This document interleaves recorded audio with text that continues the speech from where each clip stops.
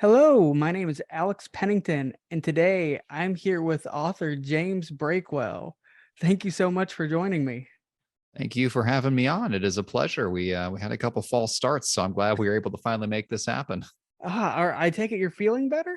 Yes, yes. So the story for your listeners, we had this scheduled before, and the day that we were supposed to record, my appendix exploded, and I was coming out of surgery, laying in my bed, and I remembered this interview, and I felt kind of bad. I was like, I don't usually miss things, but this one is not going to happen. But I guess that day you saw my shameless social media posting from my hospital bed, so you were aware I did not big time you and skip out on this. It was a legit situation.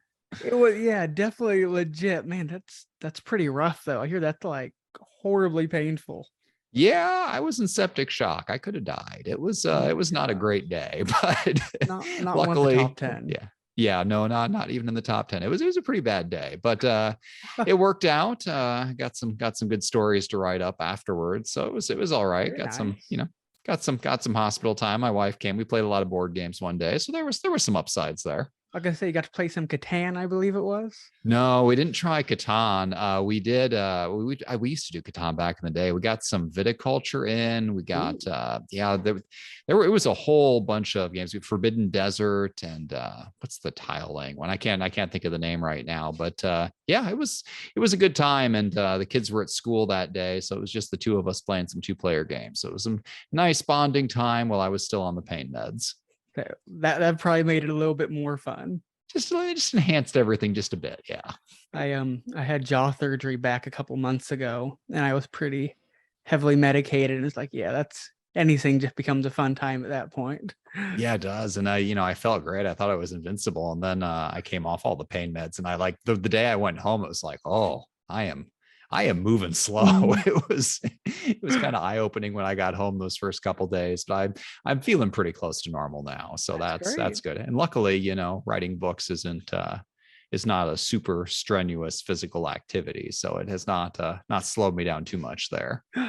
So maybe we could start off by talking about how did you become, who you are today? I mean, you're like, I don't think there are many people who have many followers as you, like at all. Yeah, it was kind of accidental and kind of on purpose. I wanted to be the next Dave Barry once upon a time and wasn't real sure how to get there. So I went to college to be a newspaper writer and worked for newspapers for a year and could not stand it. I realized I could not put in the time to become a columnist. And later on, I discovered that that's not how Dave Barry got his column anyway. So I probably should have put some research into it. So I abandoned journalism after a year and just wrote on my own in a blog while working in very not writing related fields. And I kind of had a plan that I always wanted to write books, but it seemed like everybody was trying to get a book deal with no audience. I was like, I'm never going to get Yeah. in that way. There's too many people. I thought if I built up an audience first, then maybe the book publishers would come to me. So I tried blogging for a long time, like a decade, and never really gained any traction, but I was too stupid to quit. And eventually I got on Twitter and I started sending links. Nobody clicked on them. I realized you had to write jokes, and so I started writing jokes, and I could see what people responded to, and what they responded to was jokes about my kids. So I zeroed in on that, built up a following, became the guy who tweets conversations with his daughters, and that's how I went viral and built up an audience. And from there, I ended up getting a book deal. So it worked. It was just a very, very, very slow process. And Mark, he reached because Mark Gottlieb, he's your agent, right? Yeah. He reached out to you actually, didn't he? Yes. Yeah. Once I went viral, five agents got in touch with me. It was kind of a Five dream come agents. true. And I was, Wow. they're like, man, maybe this could happen someday. And then it actually did. It was pretty cool. But he was first. He was on the ball. And I'm definitely glad I went with him. He knows what he's doing. And his agency, Trident Media Group, Mm. they've kind of got their fingers in everything. I've got a lot of foreign translations and things directly because of him, because they have the reach to do those things.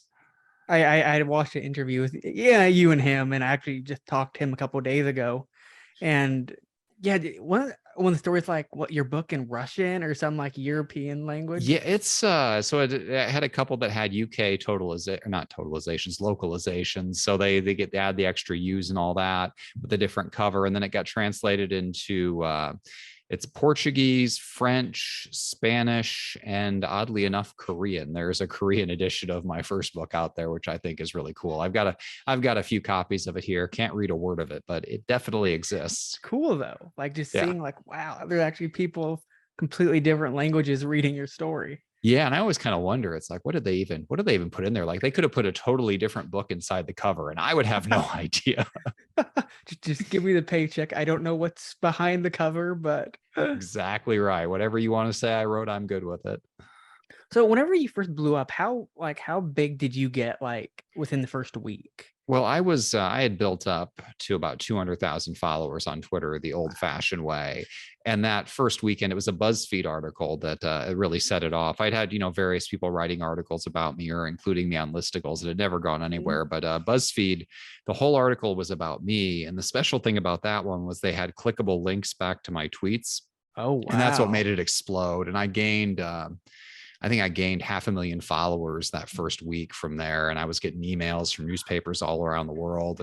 And that really kind of set it into the stratosphere. That's Oh what my set everything god. off. And then from Twitter, then eventually I was like, oh, I need to branch out. Then I started building up a following on Instagram and Facebook. And eventually I branched out to newsletters, which I wish I would have done in the first place. Because if you want to sell books, the newsletter is the most important thing of all. And that's the kind of writing I enjoy doing anywhere. Those 2,000 word comedy articles are what I started with way back in the day. And then, I ended up spending a lot of years on tweets and just writing these real simple Mhm. jokes. But now I've kind of gone full circle and I'm back to those 2,000 word blog post type writings again. And that's really rewarding. I really like doing that kind of writing. I actually just subscribed to your newsletter a couple days ago. Uh, Oh, nice. so okay, so maybe elaborate on that because I mean I don't have a newsletter. How does that help? What's the story there? So you think about the whole social media as like a sales funnel. So you see my tweet pop up and it's like, oh, this guy's kind of funny for 280 characters.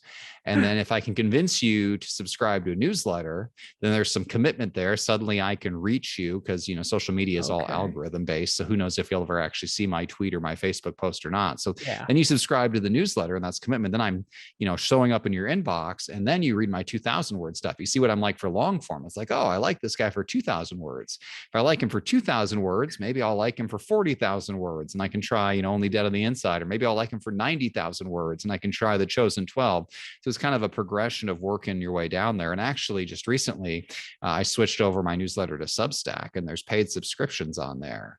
And the rate that pays out, I mean, honestly, if you're a author and you're at all serious about making money off writing, the way it's looking to me right now, I think Substack is probably going to pay more than books. I mean, that's Really? every time you put out a book, it's kind of like a lottery ticket. You Yeah. you might win the $3 reward or whatever. That's the most likely outcome, but there's always the chance you'll get turned into an HBO miniseries, which is what everybody dreams of. But I think in terms of like realistic, repeatable income, those Substack subscriptions, I mean, those are probably for most authors, I think the most realistic road to quitting your day job is getting a Wow. Substack account going. And how do you get people to subscribe to this? I mean, You like, just I mean, you've got to use your other social media channels and okay. you gotta entice them. You gotta put it out there and see. So I like, for example, a good way to get people to subscribe is to have your appendix explode. And then you start posting pictures on the media and social media, like, hey, I'm in the hospital, almost died, guys. Like, and hey, I'm out of surgery. Guess what? I'm going to tell you the story. I'm on a lot of paid medicine. It's going to take a few days to write it up. And so I led with that. And over the course of a few days, I got about 1,000 subscribers because I was just telling 1,000 them what was happening. Like, hey, subscribers. this is a big story. It's going to take a while to write. And it ended up being like 3,500 words when I put it out. But I mean, the Wow. response I got was huge. So I do a podcast version of it too, which is just me reading the newsletter to you. And Oh, normally it'll get like, so a good newsletter will get a 50% open rate if it's like really exciting. If it's not so good, that's it'll pretty get good though. 40%. I mean, it's 50%. my open rate's really high. I get high engagement, but that one, it wasn't just the open rate, it was the listen rate. So normally, Mhm. only a small portion, like 2,000 people will listen to it. This time, like 44,000 people listened to it. 44,000. I think they just wanted to confirm that I was alive. Like, is he actually Yeah. reading this, or did he die and somebody else wrote this? And no, it was me. This is my voice. I live. So yeah, it's not repeatable though. I only have one appendix, so I can't pull that trick again. But man, for one time, it works really well to get subscribers. I mean, you got other organs that, That's hopefully it won't true. I, kill I don't all know the how many I ones, can but afford to lose though. I guess you can get by with one kidney, but like after that, they're kind of all essential. but wow, okay, dang. So 50%, that is really high.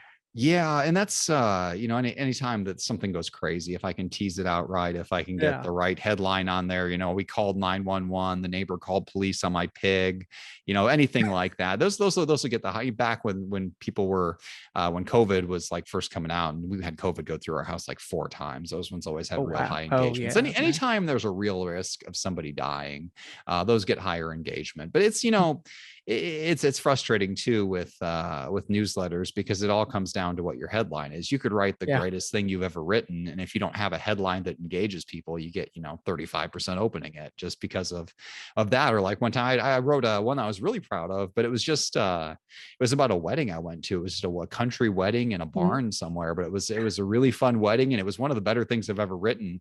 And it came out on like a 3-day holiday weekend, and like it was the lowest read thing I've ever written. It's Oh. like, oh, and it's not even a judgment of quality, because the people never even see it. They just They like, just it's a 3-day weekend, I'm not going to read that. So I've had to make adjustments over time for when I send out these newsletters to take into account stuff like that.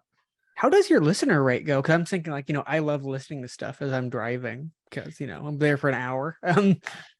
It's like percentage wise, you're gonna make me do math. I would say, so I just I'm trying to think. So that, because the metrics on Substack are completely different, because on that one on the other one I used to use Sendy.co, and that one was just a newsletter could only be opened once. But now with Substack, it goes to a page view format. So if you open it once and close and it open it again, that's 2 page views. I would say maybe Oh, one in let's say 5% of people listen to it, as that's opposed still to pretty 5 to good. 10% listen as opposed to reading. Most people in general want to read usually, but there are some Really? people who are like, they would complain. They said, this is your newsletters, I like them, they're just too long, I can't just sit here and read this. It's like, well, that's perfect. Put in your headphones and Yeah. ignore your job, or do your job, do those spreadsheets, and I will just whisper into your ear my tale of woe. Whispering. Everyone at my office walks around with one earbud in A one. because That's they're listening to podcasts or something. I always go to. I want people to know they should not talk to me under any circumstances. At my previous job I worked for, this one they go 2 earbuds, and like whenever you're walking past them, they'll be staring straight forward, no eye contact met. They were living their best life. I wish I had it on me. I actually have your book, Chosen 12. Oh, you do? I heard it's getting a sequel. Yes. I was working on that today. It was a limbo for a while. We weren't sure if it was going to happen. Then we got the green light. It's like, oh Awesome. no, now I have to actually write this. It's one of those things where the first book, I kind of had the idea for the whole series, and we've been bouncing around in my head for forever. And the first book kind of came together pretty quickly, just because I'd been workshopping it for so long in my mind. And from where it goes from here, it's one of those things where like there's so many possibilities. And all of a sudden, now that the sequel is real, it's like, oh, there's one possibility. It's like, I have to pick a course. No longer can everything happen. Yeah, one thing has to happen. There has to be an actual concrete series of events. And I discovered through writing the first one that I can't, and I've had a few failed starts at ones I've never finished before as well. I can't just write and see where it goes. Like I have to plan it out. If I plan it out, you do voice to text for my first draft, and I can make it come together pretty quickly. But I need probably a pretty solid 2 to 3 pages written out of this happens, this happens, this happens. And if I have that skeleton, I can do it. But I found that novels are just so big that if I don't have that, and I change my mind as you figure out where something's going, it's just the pieces are too big to move around and reshape. I can't do it. That's Tetris above my pay grade. I can't make it work. That's what I found, is starting, like actually making an outline. Because usually if you can get it start to finish, you can sometimes see like, okay, this chunk of it's not working. Yeah, I have to solve the big problems first. Mhm. And at first I resisted that with some of my, but early on in my Yeah. career when I was a million miles from a book deal and I was just writing on my own. And I was like, well, if you plan it out, you kind of kill all the fun and all the discovery, but that's not true at all. I mean, It's not if true. I write a 1,000 or 2,000 word outline, well, the book is 90,000 words. Like there's so much that's going to happen in Mhm. there that's not on the outline. Like knowing the broad strokes and the general direction doesn't really limit you at all. It just kind of, it gives you structure to know that what you're writing now isn't a waste of time because you discover it's a dead end and you have to go back and delete it. And you can change things. Like, you Yes. don't have to stay to your outline. It's like you get Mhm. halfway and go, "You know what? Maybe I'll go in this direction a little bit." It's like there's Yes. no person over your shoulder going to And you can do punish it. you for. And it's a lot easier. You can, I mean, just if you've got that structure to start with, if you make a change, you can kind of go back to the Yeah. original structure and tilt it this way or Mhm. that, and you're not totally lost. You don't have to go blow up the whole building and start over. What would you say, like, looking back as you, like you said, a million miles away from a book deal to where you are now, besides like, the following, what changed as you as a writer? I got better, and I didn't want to believe that. I'd like to believe I was always a very good writer, but when I go back and look at the kind of stuff I was writing like straight out of college, I mean, it was pretty rough. I mean, it's one of those things, Uh, experience and time, mhm. and also speed. So the newsletter, just having an audience that expects something to come out every week, and now twice a week now that I have paid subscriptions. So I send out one on Monday and one on Thursday. Right. It forced me to write. It forced me to write fast, and it forced me to write regardless of what was happening. I mean, some Yeah. weeks I have an organ explode and there's an awesome story to tell, and some weeks there's nothing to tell, and I end up going and writing a real estate review of my daughter's dollhouse and having a ton of fun. Like it forces you to be creative and to work under that deadline. And because of that, it's just I've gotten so I can produce, high quality, funny work, and I can churn it out fast. It used to be, I mean, there are still days where I can't focus and it takes all day. But if like I really Yeah. buckle down, if I'm motivated, if I know what I want to write, I can pound it out Mhm. in an hour or two. What used to take me a day or two to do. And that just, I mean, as a writer where you depend on your output getting Yeah. faster is I mean, that's just a kind of a force amplifier, and it's not something people really talk about. But like if Mm. you want to be a content producer, being able to produce content with speed means you get that much more of your life back, and you can either produce more content or go and have actual time off work. So I think it's essential.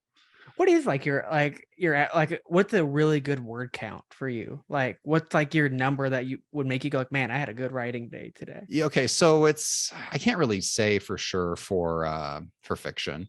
So for nonfiction, most of my chapters end up being about 2,000 words, which is Okay. what a typical newsletter is Yeah. for me. Every time I sit down, my goal is 2,000 words, and I pound out those 2,000 words. Now for fiction, like I've spent this entire week just putzing around with this outline, which I'm not really worried about, because once I get that outline, once I get this Exactly. story, these 9 or 10 paragraphs the way I want them, I'm going to Mhm. go through and I'm just going to talk out these chapters like I'm just telling you a story. And Yeah. it's not going to be perfect at all, but that's going to be the basic structure. When I did that Mhm. with the first one, with the Chosen 12, I went back and looked later on. It was kind of shocking at how little the story changed from me just talking into my phone.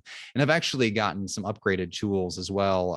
For my Substack stuff for my paid subscribers, I Mhm. do a lot of audio files, and some people were asking for transcriptions, so I went and looked up and got an AI program that does it, Mhm. and it actually does it a lot better than just the Google Docs version I was doing. And so a lot of the time I spent, I would talk it into the phone and Google would transcribe it, and it was close, but it wasn't exact, and a lot of the Never time was just 100%. cleaning that up. But these new AI programs, man, they're like 95% Really? accurate. So I think Wow. I think that first draft is just going to fly.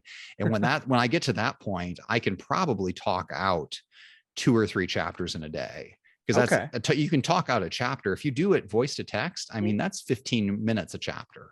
It's kind of That's incredible. And not then that is then crap. you've got That's it like down. Once it exists, it's not so scary anymore. It's like, yeah. okay, I can go edit this because I've got this pile of 90,000 words. It's okay. I don't have a blank page anymore. It's not scary anymore. So I take it you do the editing after it's all down on the page? Yeah, I can't. if I start editing before there's something there to edit, it will never get written. I can't Yeah. sit there and play with a sentence. I need to get it all out. Now I used to do the same thing for my newsletters, and I finally got to the point where I don't have to do that. For my newsletters, I kind of basically write a pretty polished draft the first time through. I go Yeah. through it once more, just looking it over, making medium changes, and then after that I have another program that just reads it back to me at triple speed over and over again. So one time writing, one pass with my eyes, and then the rest is all audio to catch the typos. And That's that's my smart. general format for nonfiction. Wow.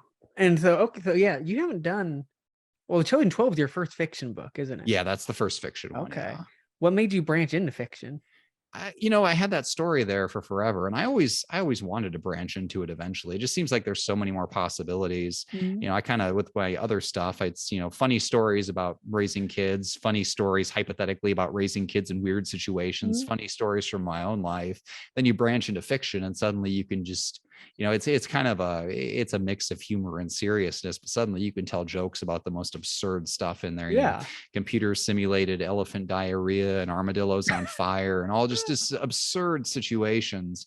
You can write anything you want. I've always Mhm. been a fan of Star Wars. I read the 2001 series, Arthur C. Clarke, all that kind of Oh, stuff. that's I've a always good been a book. sci-fi fan and always wanted to take a stab at it. So I was very proud of myself when I actually got to the point where they're like, yeah, we'll take a shot on you. Go ahead. You We do know this. you've never written anything in science fiction before. We know none of your audience is here for science fiction. They're all here for your parenting stuff, but go ahead and try it. And so I was glad I got to the point where I could take that chance. So okay, so this is something I've wondered. So I'm not like big on Twitter, but I'm fairly sizable. Mhm. How do you keep your content fresh? Like, I how do mean, you keep the jokes rolling? well, it's a lived experience. You wait for things to go Okay. wrong, and then you write about them, and that's what happens. But I mean, at the same time, I am evolving somewhat what I write Mhm. about. My kids are getting older. A lot of my earlier jokes were just about them not understanding the world, and now they're older. A lot of my jokes are kind of about them being snarky or about kind of my views in the world in general. So things do evolve on that front. You just have to watch how your jokes do and how people respond to them, Yeah. how the algorithm treats you. And some days are easier than others. I mean, quite frankly, there are days where I think I think any day, I think it's harder to come up with a Mhm. punchy tweet in just a few lines than it is to write a 2,000 word comedy article. If I have runway, I can build something there that's funny. But if you have to get funny in a small space, I mean, that's a Yeah. situation where you can kind of stare at your phone for forever and not come up Yes. with something. So it is tricky, and sometimes it takes time, and it just takes listening and watching what's going on around you. Have you ever thought of like getting in the comedy or anything?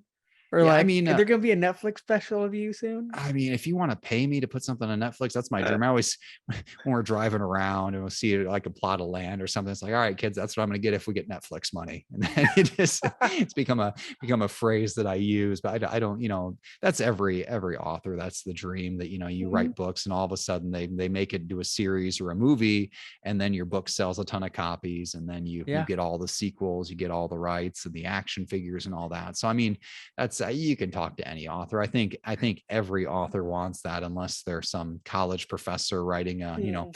a dense literary novel read by 200 people. They might say that theirs is Yeah. art and they don't want it commercialized, but please, Yeah. please commercialize my work. i am Commercialize i this. am ready to sell out.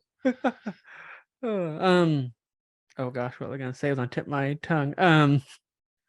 So you're on like every social media platform now, aren't you? A lot of them. I tried Snapchat for a while and it wasn't for me. I backed out of that one, and that one kind of That's collapsed a good anyway. one. I didn't branch into TikTok either. I know people are saying TikTok's where it's at. I hate Yeah. video. It's so much more of a performance. You have Mhm. to get everybody in the house to be quiet. You got to go and you got to look like you're having fun. And it's just one step too far. It's like, you know what? I'm a comedy writer. I'm not, I'm going to stop here. And I do the podcast thing. I do YouTube videos Mhm. occasionally, but I have not branched into TikTok. I did stop there. Did you, I mean, like, so was this always what you wanted to do in life? I mean, you've kind of, hit it. Like, was Yeah. this the Yeah, original I goal? wanted to write newspaper columns and write books, and newspapers don't really exist anymore. I mean, actually, I did Yeah. for a while. I had a column in the Indy Star. I was pretty proud of that when that happened. After abandoning journalism, when my first book came out, they wrote a story about it in the Indy Star, and I shared it on social media. And the one thing I can do is make people click on an article link. And it turns out that at that time, that's all newspapers cared about. And so Yeah. suddenly, because I could use these million Twitter followers to get them some clicks, they thought I was a big deal. And so they gave me a newspaper column. And so for, I don't know, 6 months or something, I had a column in the Indy Star, which is what I always That's wanted. And awesome. then I got the true newspaper experience, and they laid off my editor and they got rid of my column. And I was like, I don't even work for you guys. And I got laid off. How does that work? So it was, I had come full circle truly there. So yeah, this is where I wanted to be. I want to keep doing, I want to keep working at Substack. I want to keep building my audience there, and I want to keep writing books. I kind of want to stay on the present course, but more of it. The great thing about, books and about Substack is it kind of, it scales easily. I Mm, mean, you write the book and it's no more work to sell 1,000 copies than it is to sell 1,000,000 yeah. copies. Like, the book is the book, it exists and you're done. It's the same thing with Substack. If I get a 10 times more paid subscribers, it's not 10 times more work. It's the current amount of work I'm putting in. I've got to keep Yeah. promoting it and all that, but the work does not go up exponentially. So I plan to keep on the current course, learning whatever tips and tricks I can, whatever, ER emergencies will get me more following, whatever hijinks I can pull to promote that. But overall, my plan is the newsletter and the books, to keep Awesome. going with that. Do you have any like kind of big goal projects, where it be social media stuff or books that you're looking for or like looking forward to down the road? The breaking into fiction was my big That's a big goal. one. I wasn't sure if I'd ever get that far. I wasn't. Uh, Publishers are very adverse. Mm, I'm sure you've picked up on that at this yes, they point. I are. think it's actually getting harder now to get a book deal Mhm. than it was when I started several years ago. And so to get to that point, and then to get to the point where they let me write a sequel, that's where I want to be. And so my goal is to keep finding people who will let me write fiction. Mhm. That is my goal. And it's not a guaranteed thing. People think, well, I've had what, 6 books, 7 books published now. Yeah. It's like, well, it's automatic. And it's not. Like, every time Yeah. you write something, it's like, well, is this one going to see the light of day? I don't know. And if it doesn't, you pick yourself back up and you try again, you keep going. So my goal is just to keep going. And I think I guess that's all you can really hope for as an author, to just keep making it to that next project. How did publishers react to you? Because I mean, I imagine what you and Mark came in, pitching it. You have this giant following, this great book idea.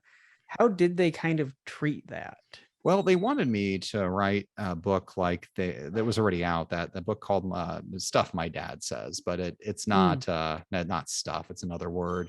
And they wanted me to do that, but with my kids. And I really didn't want to write that book, because I'm yeah. a comedy writer and some of my jokes are Mm, true and it's just me transcribing what my kids yeah. say, but some of them aren't. I mean, a lot of times my joke is kind of summing up the chaos that's been going on for a day Mhm. or two, but it's Twitter. I'm not going to write you Yeah. a 2,000 word story. So I make up a conversation that Mhm. summarizes the sentiment, and it's Yeah. funny for the same reason. But you have to call the book Stuff My Kids Said and Sort of Said and Didn't Say at All. And it's like, I can't build my career on a lie. So instead of doing that, I went the complete opposite direction. I wrote A Parent's Guide to Surviving the Zombie Apocalypse. And Mm. publishers were very much not excited about that. Really? But yeah, they were excited about the other kind of, they wanted basically a book of tweets with some essays in Yeah. between, and Okay. That's I what they didn't do were. that at all. And I found Bembella Books, and they let me do that, and then let me do another book and another book and another book. I ended up having 4 books come out with them, so I'm very grateful for the support they gave me, and kind of That's awesome. the open-ended commitment. So I mean, after the first book, I had to write, so many sample chapters. And after that, for the next 3 with them, I just kind of sent them a paragraph pitch, like, hey guys, this is what I want to write next. What do you think? And they let me get away with that for quite a while. So something I'm curious. So Mark, one of the things is having that hook, the Mhm. pitch line. I've been to a couple of the classes. Is that like ingrained into you now, or like is that something you focus on? No, not really. Honestly, I've got the audience, and I know what I want Okay, to that's write. good. I know what kind of book I want to write. So I don't I guess there's a whole thing out there about, how to hook an agent, then how to hook a publisher. And for a while, again, when Mhm. I was, before I had an audience or anything else, I went and read all those things about how to write the perfect query letter and all Oh, of that. yes. And I ended up never writing a single query letter. I think there was one blog with like 1,000 posts about how to write a query letter. And I think I read all 1,000. And then I ended up never even writing one because my strategy of building up an audience and having an Yeah. agent comes to me worked. And then I've had people ask me how to write a query letter. And I'm like, I am the absolute I wrong person to ask. So yeah, so at this point, I just kind of, I mean, there is I guess when you pitch it, you want to write a punchy paragraph and all of that, but it's, Mhm. I would say more than just that hook. I kind of rely on my audience and on the Yeah. body of work. You can look at what I've done before to see more of what you're going to get from Mhm. there. How much does, I mean, I know in your case kind of extreme because you had all these followers, but how much does a publishing house care about a social media following? I don't think they care as so for a while, I think they put all their eggs in the social media basket. Yeah. And I think it was a really big deal back when I got my first deal in Mhm. 2016. I think it's less of a deal now just because they've realized how hard it is to sell books. It Yeah. is very hard to convert a tweet into a sale. It's much easier to Interesting. convert a tweet into a newsletter, into a book sale. I Mhm. mean, you kind of work it down. You've got to sift through your audience to Okay. find those people who like your long form writing. But a newsletter isn't really something that's that visible, public facing. The Mhm. publisher doesn't know how many subscribers you have or what your open rate Yeah. is unless you tell them, and then they essentially just have to take your word for it. So it seems to be, and I've heard anecdotally that it's getting harder to get book deals all around, and that having a social media audience doesn't mean what it used to as far as Interesting. getting them to trust you. So what do you think like okay, so if it's not social media, do you think it is straight up like the book idea?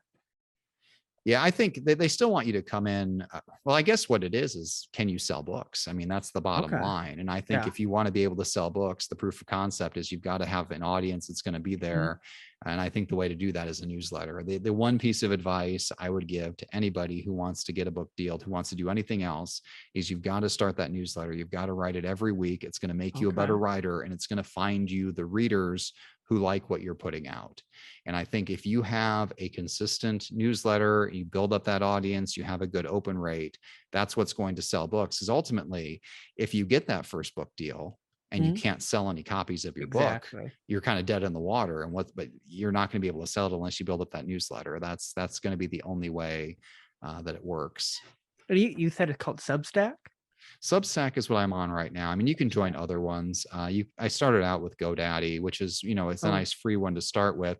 The problem is it gets exorbitantly expensive really really? quick. Like once you get past 2,000 subscribers, which I shot Oh, past yeah. almost immediately, and towards the end, I went to Sendy.co, which is, it uses like the Amazon web service Mhm. behind the scene. It's kind of bare bones. It's kind of up to you to run the tech support side of it. Like every Yeah. time I had something wrong, like I just had to email a guy named Ben. I hope he would fix it. Like there was no like tech support department. It was just a guy, but it Ben. was much cheaper. So that was like, I mean, that was like $150 a month to send out that newsletter, as opposed to with GoDaddy at that point of the size that I was, I think it would have been like $3,000 a month. $3,000. Yeah, it Wow. was impossible. There's no way I would Yeah. ever sell enough books to justify that. And now with Substack, it's kind of the opposite. And not only is it free, but it pays me. So if I could go back in time, I would have joined Substack the day it opened.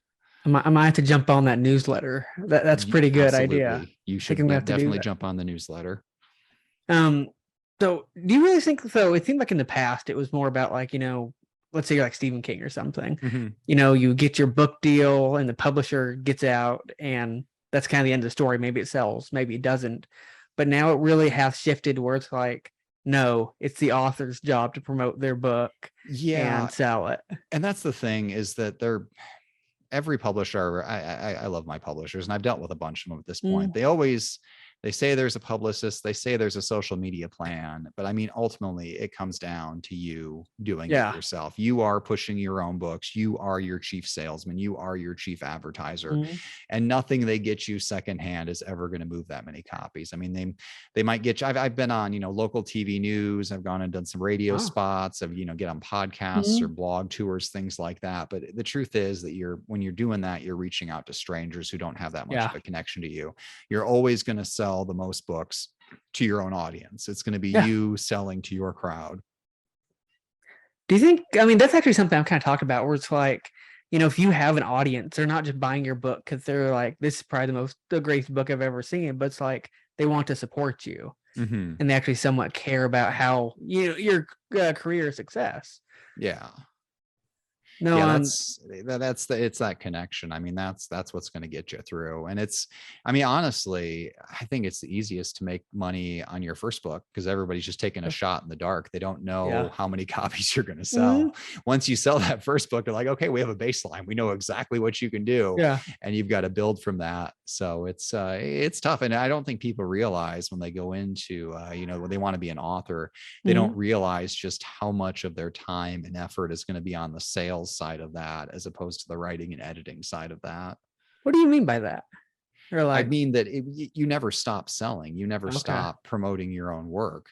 It's like you think, well, there was the guy who wrote Silence of the Lambs. He apparently refuses to do publicity for his books. Really? Like every 15 years, he just writes a book and puts it out, and he will not promote it. He will not do a single interview. He will not send a tweet. He doesn't do anything. And based on his name alone, because his first book did so well, because it got turned into a series of movies, it's going to sell, and he can get away with that. He is the only person who can get away with that.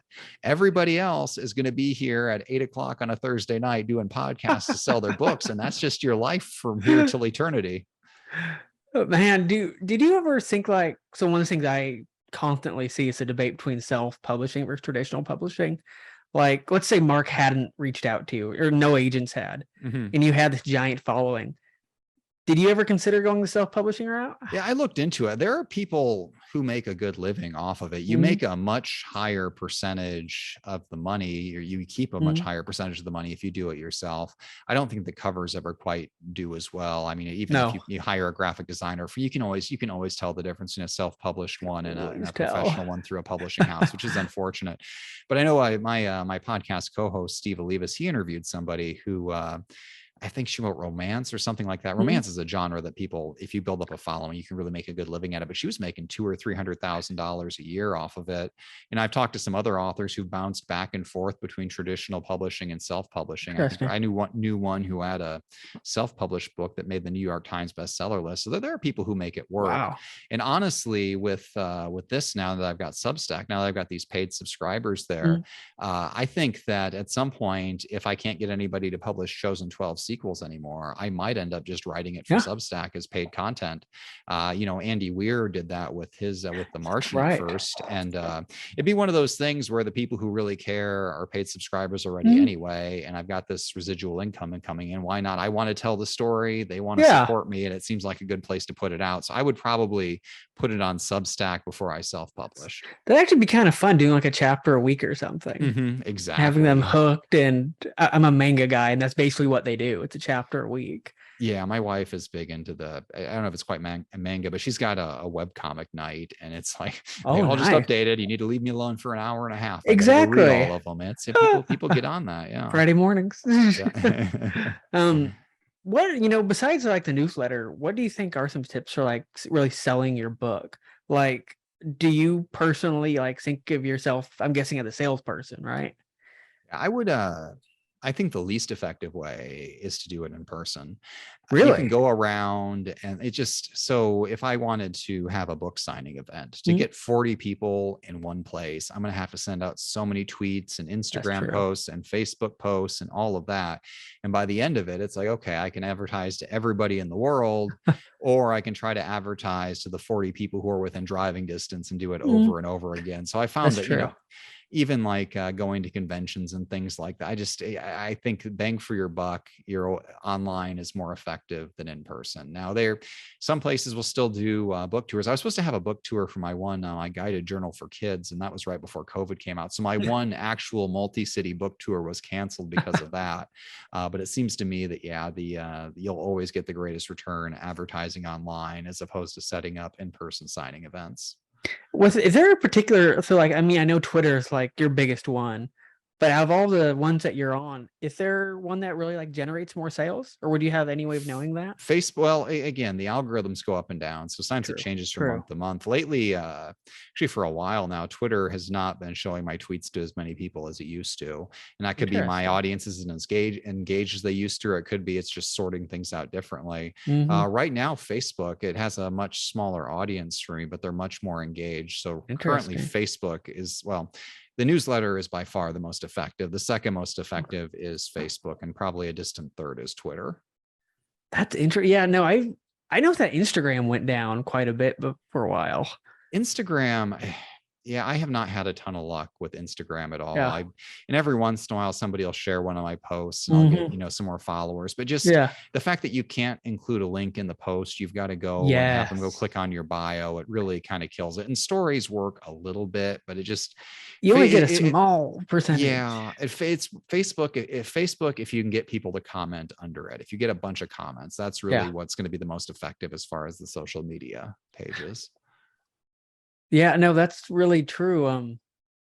I know it's funny because I was adverse to Facebook for a long time just because I had never had any success on it. And I Mhm. recently I had something go viral and I got Oh. followers. But yeah, it's funny how like it just takes one thing, but then you can really Mhm. turn a platform around kind of with Yeah, yeah. You Instagram. just have to. I mean, with anything, Facebook, Twitter, Instagram, you always just have to remember you're on somebody else's platform. You don't own it. They can kick you off if they have you're getting comments they don't like, or if you've got forums they don't like. You have to be constantly aware of that. Which again is why I would edge you towards a newsletter, whether you do Substack or whether you do one of the other Mhm. ones. When you have that email list is yours, and you're not messing around with an algorithm anymore. When you email people, they get it. I mean, it might end up in their spam folder, but one way or another, they get it, as opposed to Facebook, messing with stuff behind the Yeah. scenes and deciding what you see and what you don't see. I mean, they did a revamp of just like the personal pages, what it shows you. And now it's like 20% of what I see is my friends and family, Yes. and 80% is recommended videos from pages Mhm. I don't even follow. I know. I swear they're just so much more ad heavy now. Mm-hmm. It just It's yeah. Yeah. Lord It's forbid you go on Amazon and click on something, give it a half hour, you'll be thinking on your Facebook. exactly. Yeah, they're out there reading your mind. So yeah, definitely. Yeah, you have to be aware of it. You have to diversify where you're at, so that when one platform makes changes, Mhm. you're not dead in the water. So, you obviously found your special niche, or niche, however you say it. Do you recommend, like, obviously everyone should be on social media, probably Mhm. if you're wanting to be an author. Um, do you really think it's important to focus on that one specific thing that maybe you can make your own? Yeah, I mean, you definitely want to find what sets you apart from other people, but you also want to find what you want to do and what makes you happy, what Mhm. you enjoy. If you find success, if you find a niche and it's something you hate, I mean, why do it? I mean, you already have Yeah. a day job. You have a place you don't want to go already.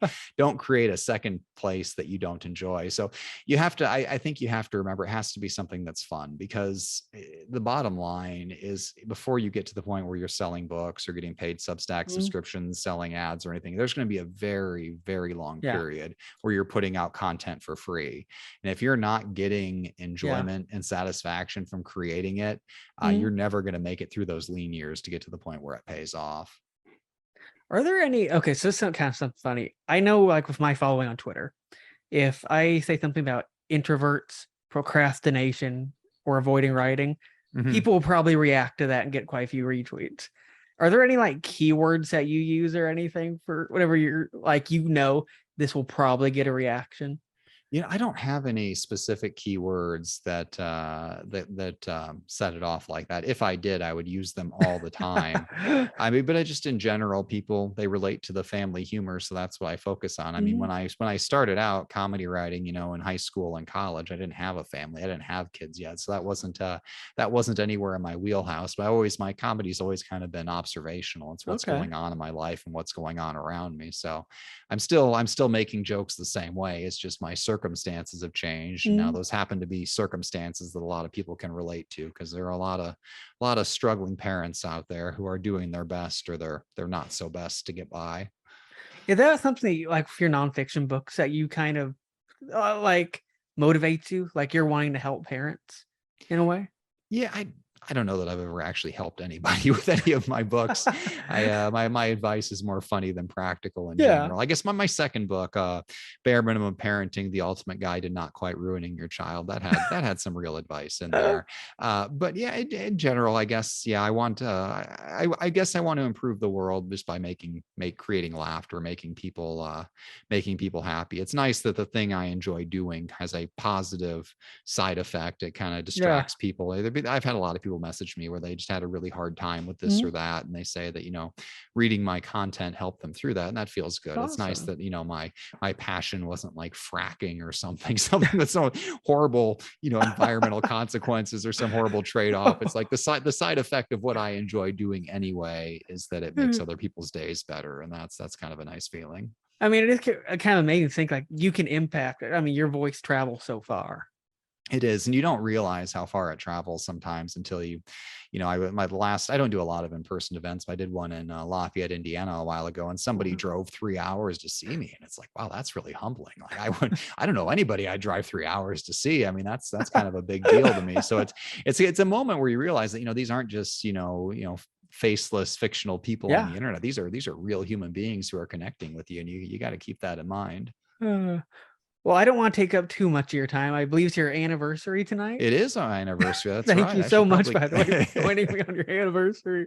I thought like, oh my gosh, I don't want to get him in trouble. Oh, it's fine. We're going out to dinner tomorrow night since it's Friday. So That's tonight wonderful. was kind of a dead night anyway. So it was the perfect night to do this finally. No medical emergencies, no work emergencies for either of us. Just talking books. All organs are not bursting. Everyone is great. Exactly. So StubHub. Did I say that? Substack. StubHub, Yes. Substack. That's where they can subscribe to your newsletter. Yes, jamesbreakwell.substack.com, jamesbreakwell.substack.com. I'll say it twice because it's that important.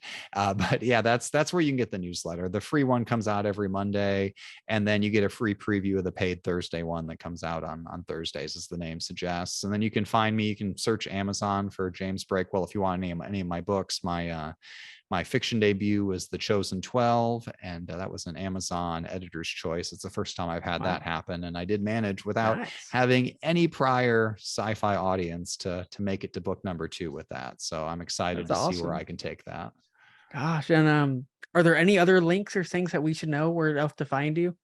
Those are the main ones. Definitely, if you choose just one, go to the Substack one. And as always, you can find me on Twitter. I'm at Exploding Unicorn without the E. I gotta say, I thought Ironica appendix exploding of the exploding unicorn. That I didn't even make that connection, but you were Uh, right. well, awesome. I'll put the links in the description to those as well. So people, if you're wanting to, you should go subscribe to his newsletter. But just look down the description of the video. And thank you again so much for joining me. Yeah, thank you for This has having me. This was really this been was an fun. honor.